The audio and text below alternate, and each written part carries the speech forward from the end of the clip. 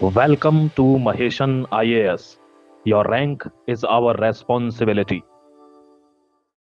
जय हिंद दोस्तों। भारत की डिप्लोमेसी के आगे पूरी दुनिया नतमस्तक है। वीडियो को अंत तक देखिएगा, तब जाकर आपको समझ में आएगा कि ये लाइन मैं क्यों बोल रहा हूं। आपको अगर पता होगा तो आप बेहतर तरीके से जानते होंगे कि इस वक्त जो है पूरी दुनिया में दो व्यक्ति काफी ज्यादा परेशान हैं, बेंजामिन नेतन्याहू और डोनाल्ड ट्रंप। और ये दोनों की परेशानी इसलिए नहीं है कि ये दोनों हार रहे हैं, परेशानी सिर्फ इसलिए है कि ये वॉर जो है, ये जो युद्ध है वो काफी लंबा जा रहा है।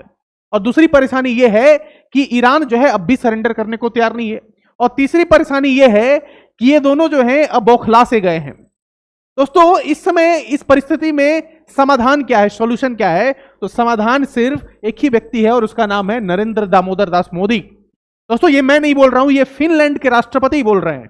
फिनलैंड के राष्ट्रपति ने कहा है कि नरेंद्र मोदी और इंडिया ही वो देश है, भारत ही वो देश है जो इस युद्ध में एक समाधान बनकर निकल सकता है। यानी कि भारत के जो संबंध है वो इजराइल से भी अच्छे हैं और भारत के जो संबंध है वो ईरान से भी अच्छे हैं। तो इस समय मीडिएशन का काम अगर कोई कर सकता है, पूरी दुनिया में कोई कर सकता है, तो वो और सिर्फ भारत है।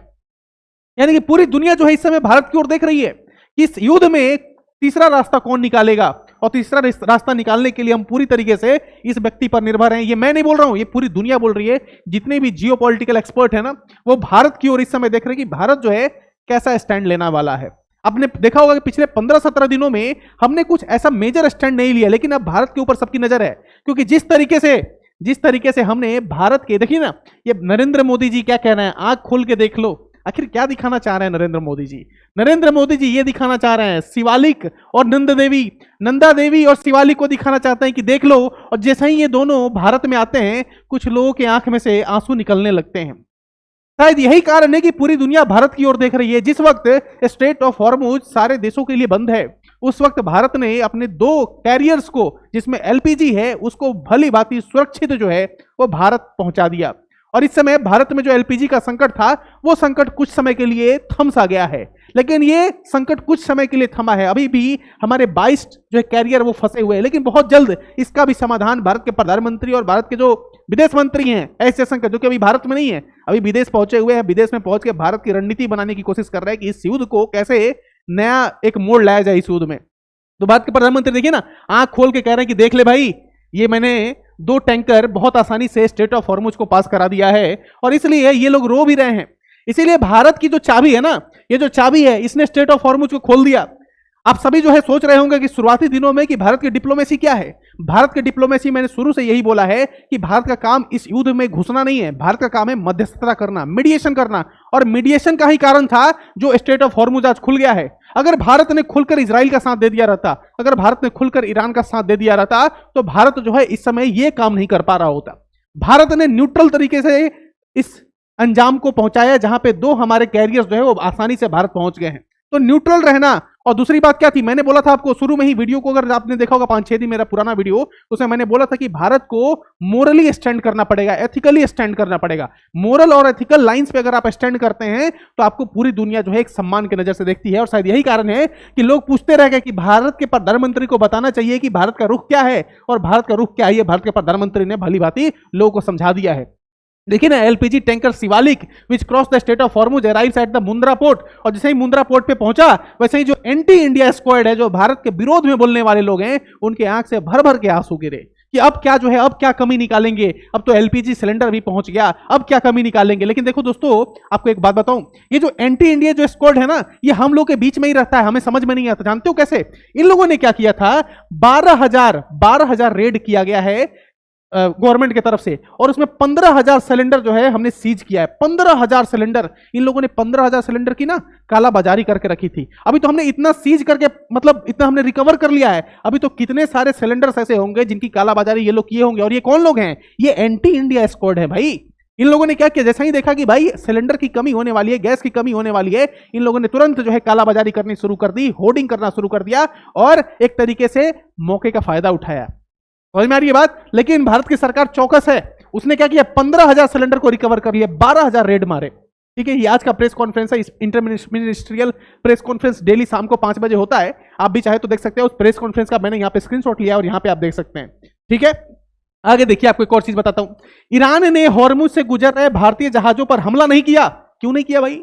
उसने तो हर एक जहाज पे हमला किया, जो भी जहाज क्रॉस कर रहा था स्ट्रेट ऑफ हॉर्मुज से सब पे हमला किया, लेकिन इन 2 जहाजों पर हमला नहीं किया। क्या कारण है भाई? तो लोग कह रहे हैं कि भाई क्योंकि भारत से सौदा हो गया है।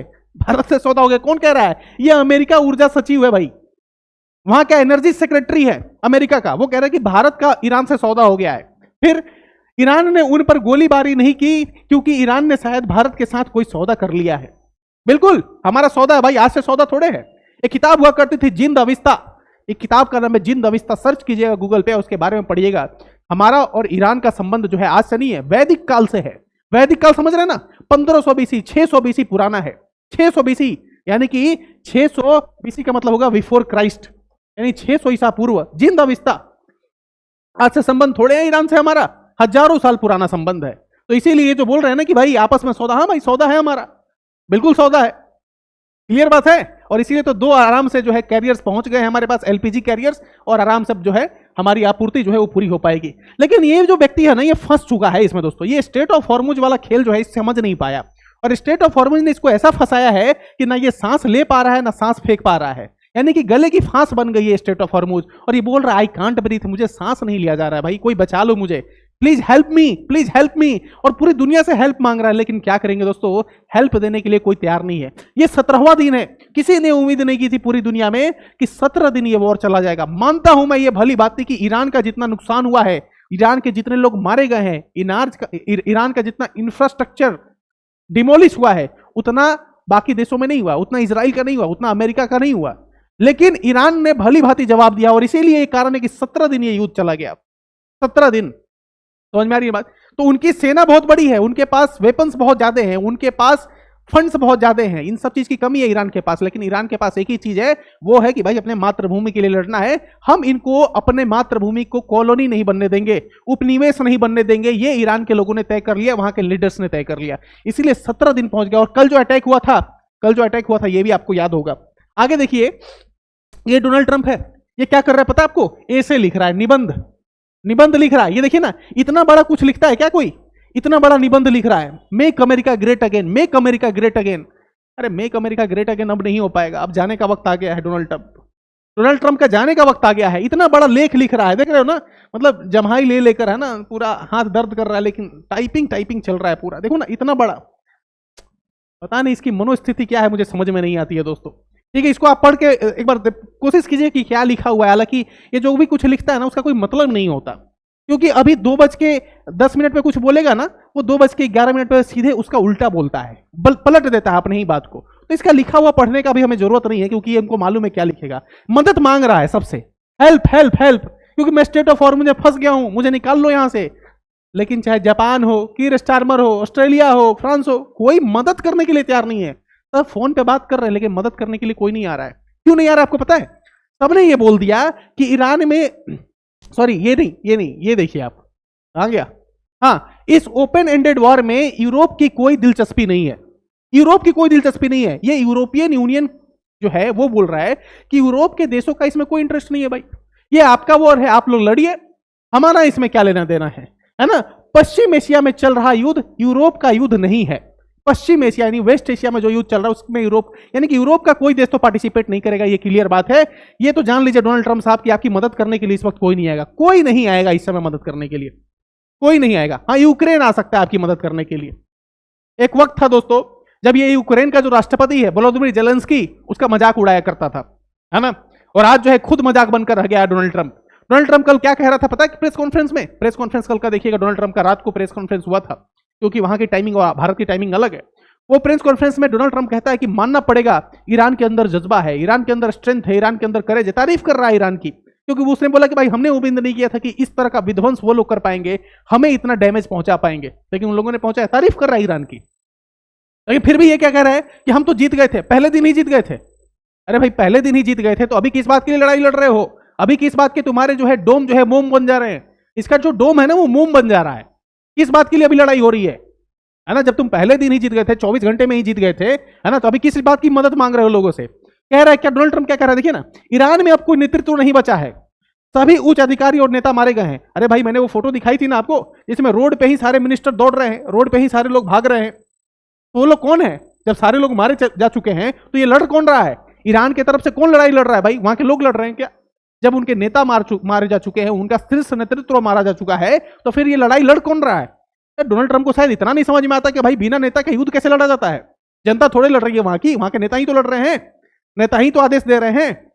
ईरान के लोग बता रहे हैं कि मुज्तबा खेमनेई भी मारा गया है। अब बताइए ना, उसको भी मारा गया है बोल रहा है। एक बात और बोली है उसने, पता है क्या बोली है?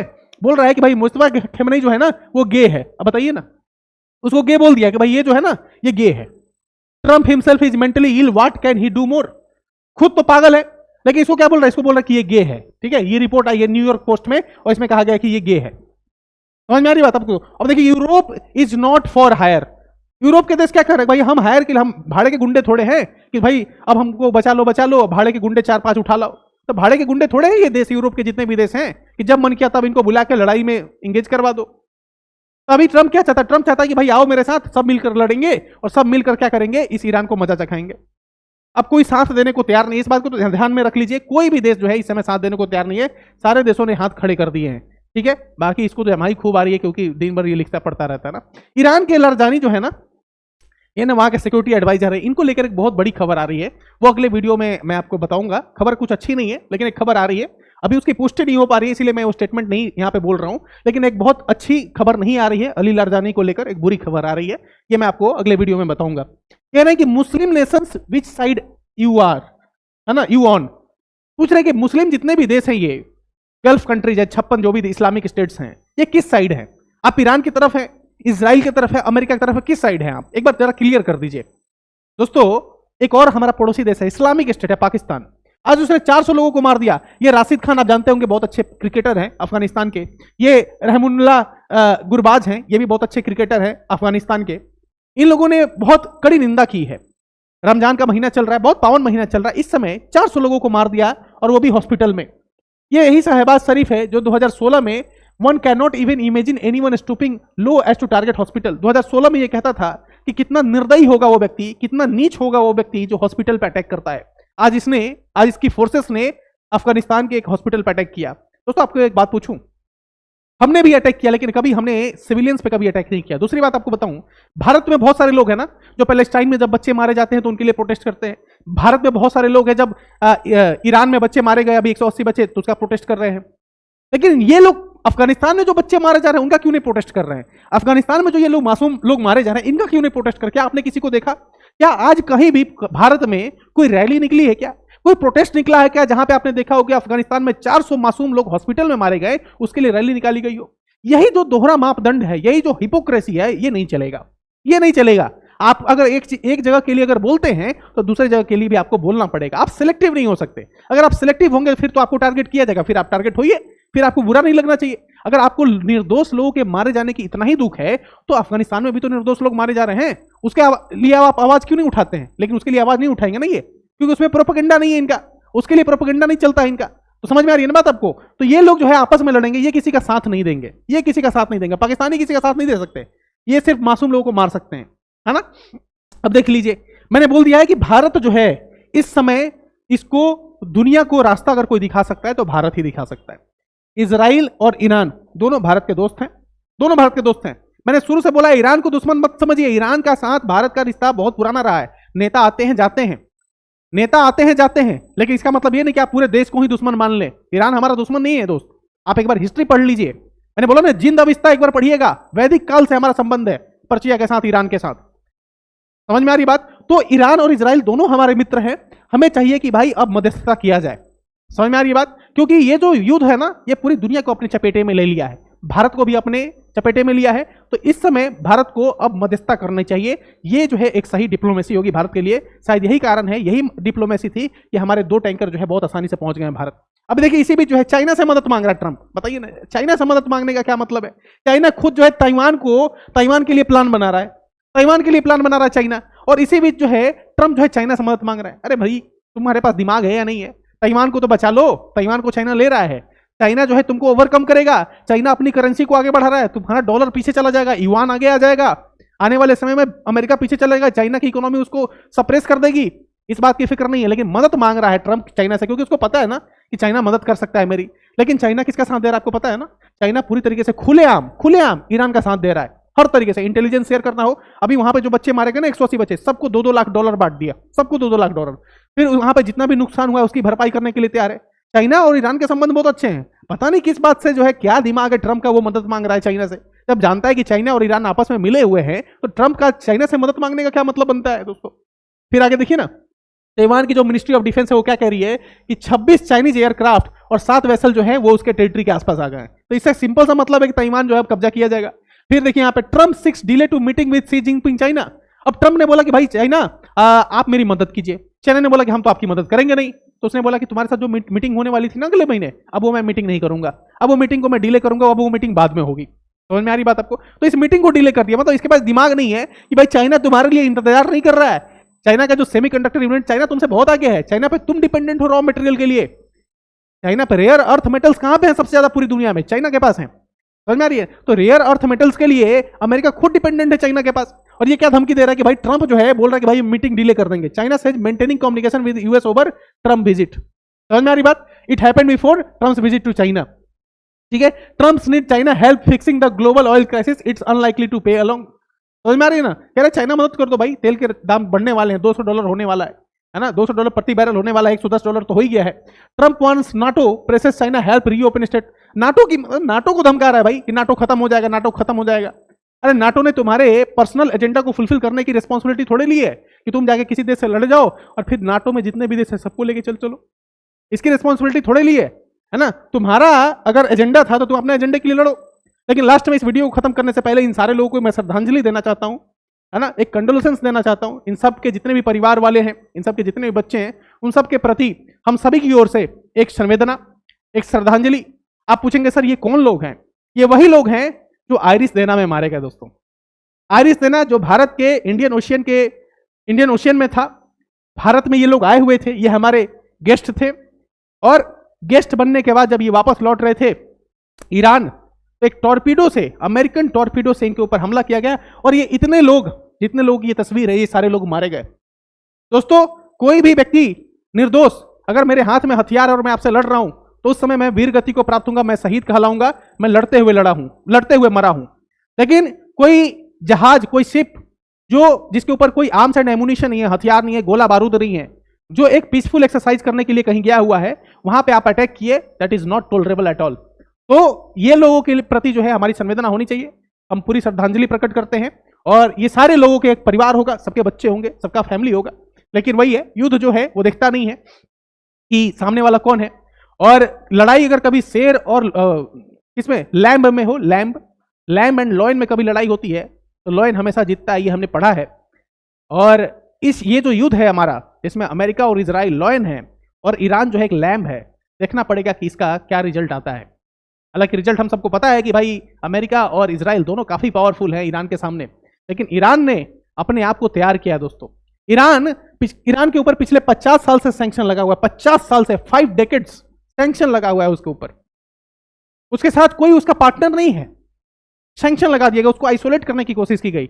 लेकिन ईरान को एक बात समझना होगा, हमें सीखना चाहिए वहां से कि किस तरीके से उसने अपने आप को खड़ा किया है। आज उसकी जो ड्रोन्स हैं वो अमेरिका के जो बड़े बड़े बिलियंस डॉलर्स के जो बने हुए उनके एयरक्राफ्ट हैं, मिसाइल्स हैं, उनके ऊपर वो ड्रोन महंगा पड़ रहा है। यानी कि ईरान ने अपने आप को खड़ा किया है। साइंस, टेक्नोलॉजी, इंजीनियरिंग, मैथमेटिक्स, हर फील्ड में वहां के साइंटिस्ट हर फील्ड में आगे बढ़ रहे हैं। इस तरीके से अपने आप को खड़ा किया, आइसोलेशन होने के बावजूद पूरी दुनिया ने उसको अलग थलग करने की कोशिश की, खास करके अमेरिका, लेकिन फिर भी वो अपने आप को खड़ा किया। तो ये चीज हमें सीखना चाहिए ईरान से कि कैसे बहुत सारी पाबंदियों के बाद भी आप अपने आप को खड़े कर सकते हैं। Thank you so much for watching this video. मिलते हैं किसी और नए वीडियो में एक नए टॉपिक के साथ। Take care, have a good day. जय हिंद, जय भारत दोस्तों।